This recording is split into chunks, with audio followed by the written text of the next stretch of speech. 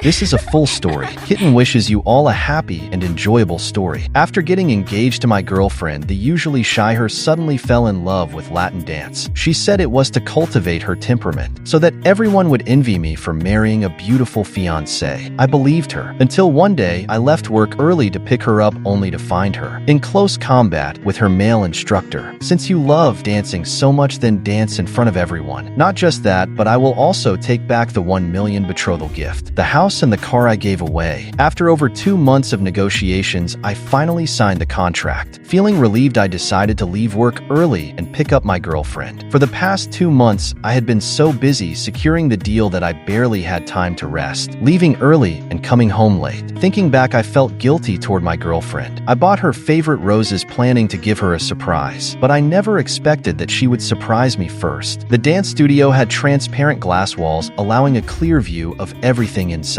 And right now my girlfriend was tightly pressed against a man, kissing him passionately. "What are you doing?" I couldn't believe my eyes and rushed into the dance studio to confront her. Everyone in the room turned to look at me. "Honey, why are you here?" My girlfriend Hailey panicked and hurriedly pushed away the man in her arms. If I hadn't come, I wouldn't have known my girlfriend was fooling around with another man behind my back. I was still holding the bouquet of roses. On my way here, I had imagined countless times how happy she would be to see them, how we would embrace tightly. Now she was indeed in an embrace, just not with me. "Oh dear, what are you thinking? This is just part of the dance routine." Hailey was stunned for a moment, then smiled, explaining softly as she took the flowers from my hands. "Are these for me, sweetheart? I love them." The other students quickly nodded in agreement. I still wasn't convinced. What kind of proper dance requires 2 strangers to make out? All right, don't be mad. If you don't like it, I won't come anymore, okay?" Hailey remained calm and composed, making me wonder if I was overreacting. Just as I was about to take her home, my eyes unintentionally glanced around. I noticed that the trash bin in the studio was filled with used condoms, some still containing white liquid. A wave of nausea hit me. How could such things appear in a dance studio? Noticing I wasn't following her out, Hailey stopped and looked at me curiously. "Honey, what's wrong?" "And nothing." I suppressed the storm in my heart, forced a smile, and held her hand. Hailey and I had been together for 3 years, and we were already at the stage of discussing marriage. The house and car were prepared, and the betrothal gift had been sent to her family. We were just waiting to register our marriage and hold the wedding in 2 months. I didn't want to let unfounded suspicions ruin our relationship, but the image of her entangled with that man, the condoms and the trash, kept flashing in my mind, haunting me. That night when we got home, I waited for Hailey to take a shower before secretly checking her phone. Hailey never set a password on her phone. She always said she lived with a clear conscience and had nothing to hide. I used to admire and respect her for this small detail, but when I opened her Facebook, I noticed something was off. There was no trace of her dance studio, no classmates, no dance group, no chat records. Nowadays, every dance class has a group chat. How could hers not? If I had only been slightly suspicious before. Now I was almost certain Hailey was hiding something shameful, but I still had no concrete evidence. Based on how she acted earlier, I knew confronting her wouldn't get the truth. Just then the sound of running water stopped. I quickly put the phone back and pretended to be asleep. Hailey walked over and gently called me. "Honey, I'm done. You should go shower." I didn't respond, maintaining the facade of deep sleep, even letting out a light snore. She lightly nudged me, and when I didn't react, she picked up her phone and quickly walked out. Judging by her footsteps, she went to the balcony. I hesitated for a long time, but couldn't resist following her quietly. "You're so flirty. You didn't seem reluctant when I left this afternoon." Just as I reached the balcony, I heard Hailey's sweet voice. "Afternoon? Was she talking about the dance studio?" I was pondering when she clarified it for me. "That fool won't find out anything." I fooled him with just a few words. A sharp pain pierced my chest. I had refrained from mentioning what I saw at the studio, not wanting to damage our relationship. But instead of being grateful, she mocked me as a fool. Yes, I was a fool for trusting my fiancé, a fool for carefully nurturing our love. "Oh, don't be jealous. Once I get divorced, all the money will be yours." Hailey's coquettish tone suggested she was reassuring the man on the other end. Now I finally understood why she was still putting on a show in front of me despite cheating. She was after my money. We weren't even married yet, and she was already planning our divorce to support another man. I clenched my fists tightly. "Hailey, since you are heartless, don't blame me for being ruthless. You love dancing, don't you? Then dance in front of everyone with that man. You want money if I don't take back the betrothal gift, house and car. It would be a disgrace to your careful scheming." Suppressing my urge to confront her, I tiptoed back to the bedroom. It would be too easy on her to expose her tonight. Hailey chatted for 2 full hours before finally returning to bed. I leaned against the headboard and looked at her. "Where did you go?" "Oh, you're awake." She hesitated, then awkwardly made up an excuse. "I was a bit hungry, so I got something to eat." "Give me your dance studio's contact. I'll start dancing with you." What? Hailey's eyes widened in shock. "Wouldn't it be better if I were your dance partner? That way no other man could take advantage of you." Hailey was stunned for a moment, then tears rolled down her cheeks. "Do you not trust me at all?" I couldn't help but admire her acting skills. Many actors need eye drops to cry on cue, but she didn't. "I just want to spend more time with you. Isn't that a good thing?" I reached out to pull her into my arms, but the thought of her tangled with another man made me nauseous. I quickly retracted my hand. Luckily, she was too flustered by my sudden interest in dancing to notice my reaction. "If you really can't accept it, I'll stop dancing." Her red-rimmed eyes made it seem like I was the one who had wronged her. Fine, I won't go. But send me your class schedule so I can visit when I'm free." Her dance classes were packed, sometimes lasting all day for intensive training. I had asked for her schedule before, but she always refused. Now rejecting me again would be a blatant admission of guilt. Sure enough, she hesitated before reluctantly sending me her schedule. I quickly checked the afternoon classes. Only two, Zen Experience and Passionate Samba. The Passionate Samba must have been the class I saw today. But what was Zen Experience? The next morning, I asked a friend to visit the dance studio and inquire about their courses to investigate further. To my surprise, he told me that the studio had no such thing as Passionate Samba, let alone a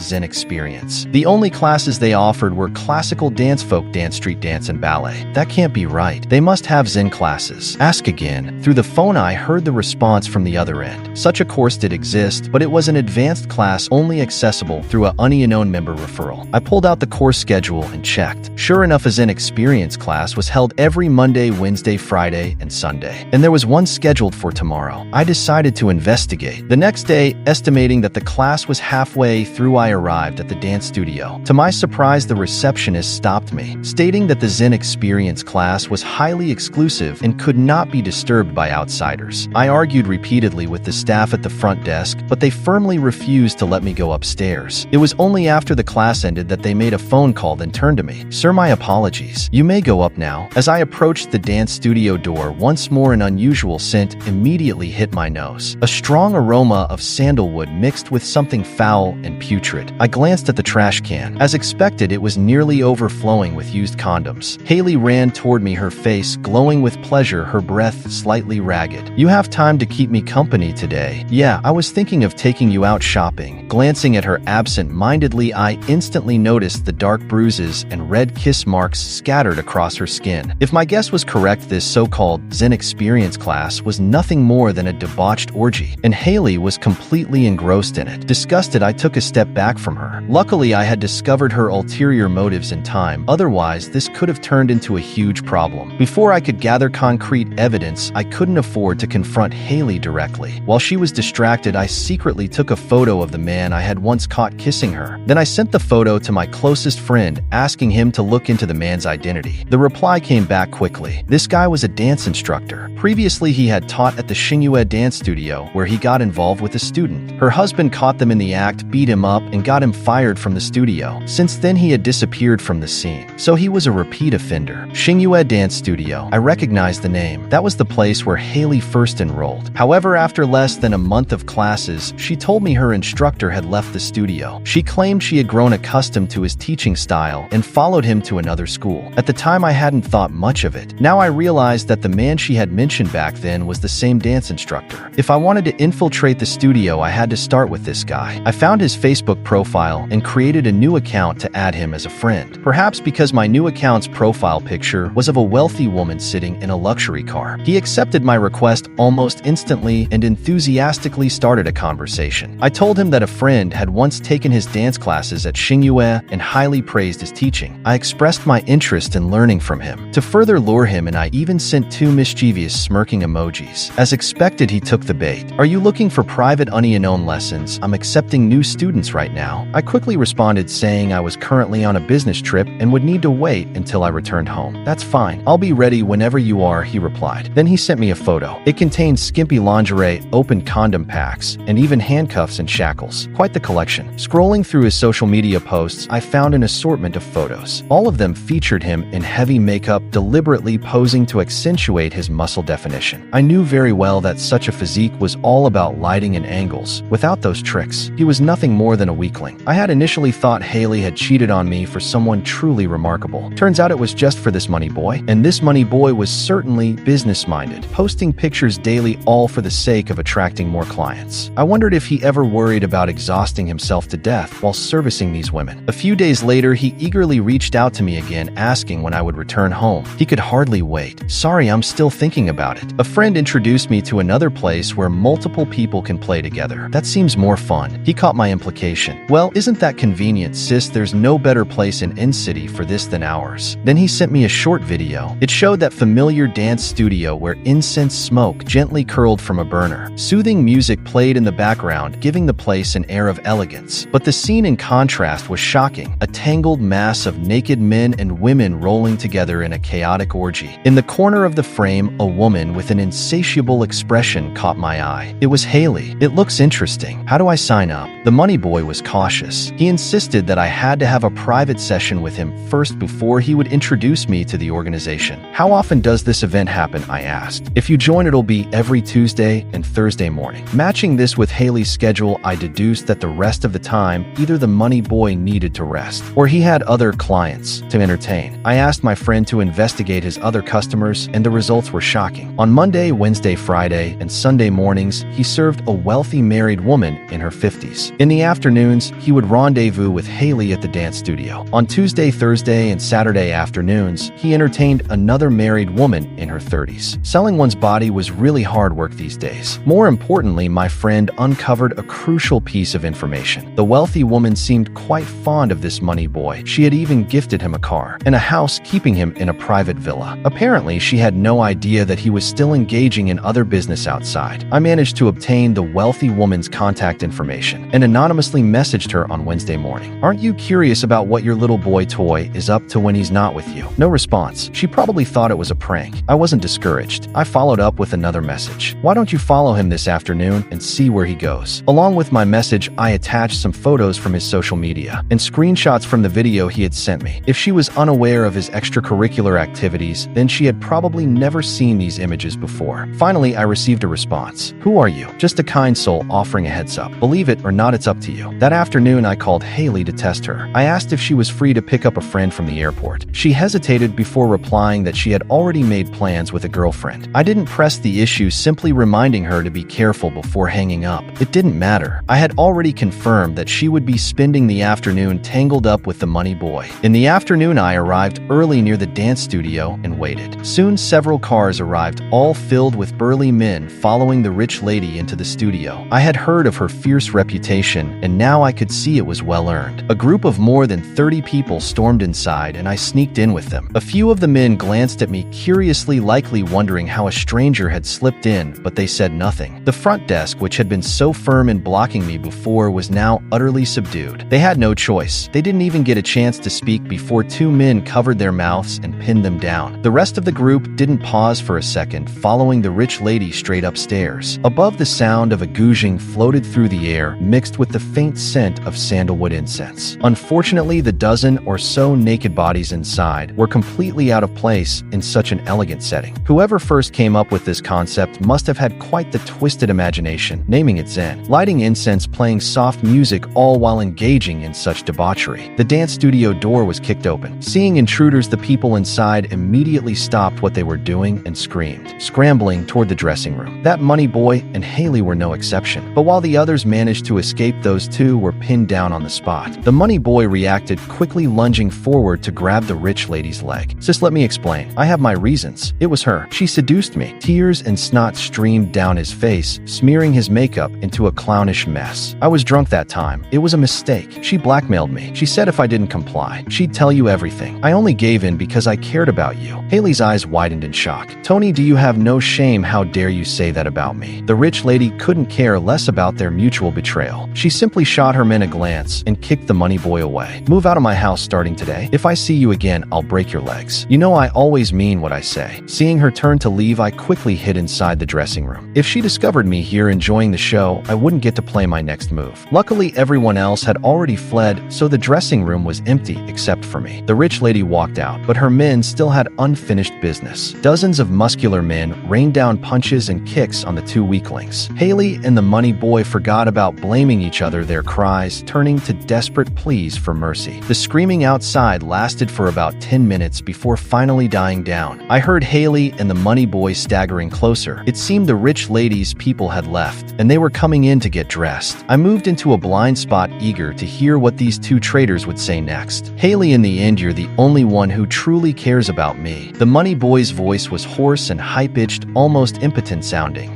That's not what you said just now. I had to admire Hailey just moments ago. This guy had thrown her under the bus, yet now she was flirting with him again. You know I had no choice. In that situation, if I admitted we were deeply in love, do you think that old woman would have spared us both? I told you long ago that she's been after me for ages, but I kept refusing her because of you, and she's been pissed about it. My only way out was to deny our relationship, otherwise we'd both be dead. I did it for our future. This money boy was a master of words, twisting his cowardice into noble sacrifice. Hailey, being the fool she was utterly moved, throwing herself into his arms. But with their bodies covered in bruises, the moment they embraced, they screamed in pain and pulled away. I almost laughed out loud at the sight, but my amusement quickly faded. Hailey, I feel so guilty making you suffer with me. Baby, don't say that. I'm doing this willingly. Hailey's voice was sickeningly sweet. When I marry that idiot and get my hands on his money, we'll leave. Far away, just the two of us. My face turned stone cold. I was just a tool in my fiance's love confession to her side piece. I knew Hailey had no shame, but I didn't think she'd be so brazen about it. This might not be a good idea, the money boy sighed dramatically. I think you'll have a better life with him. Let me just wander alone until I die on the streets, unloved and forgotten. Theatrics, pure theatrics. And Hailey ate it up. Baby, don't say that. You're the only one I love. Only with you do I understand what true happiness is. Don't worry. Today I'll tell him I'm pregnant, force him to marry me. Then after the wedding, I'll make him push me. I'll pretend I lost the baby and divorce him out of heartbreak. He'll be at fault, so maybe I can even take everything. I suspected she'd been hit too hard in the head today. What a ridiculous daydream. Hailey, you're a genius. Good thing there was another idiot here to believe in her brilliant plan. I glanced at my phone, still recording. The evidence was all there. As long as I got my betrothal money back, I didn't care about anything else. The main reason I had to secure the money before breaking things off was Hailey's parents. They weren't reasonable people. If I confronted them first, they'd just play the victim and refuse to return a single cent. Once Hailey and the money boy limped away, I finally called her father. Hey Dad, I heard Hailey say you guys don't want to buy that house. What's the reason? What house? Of course he had no idea, because I had just made it up. I told him that my good friend who was in debt was selling his luxury villa. 3 stories, great location, only 1.5 million. Many people were interested, but he was holding it for me out of friendship. You know, I just bought a house and a car, so I'm low on cash. But I didn't want to let this great deal slip away. So I asked Hailey to check if you wanted it as a wedding home for Jack. Jack, Hailey's younger brother, was a lazy good for nothing, always dreaming of a rich wife. Her parents had been hoping I'd buy him a city house, but they weren't willing to spend their own money. Jack does need a house, but we don't have extra cash. Why don't you take out a loan for him first? These people were used to squeezing Hailey dry, and now they were trying to do the same to me. Completely shameless. Never mind then. I'll tell my friend to sell it to someone else. He's in a hurry anyway. Wait.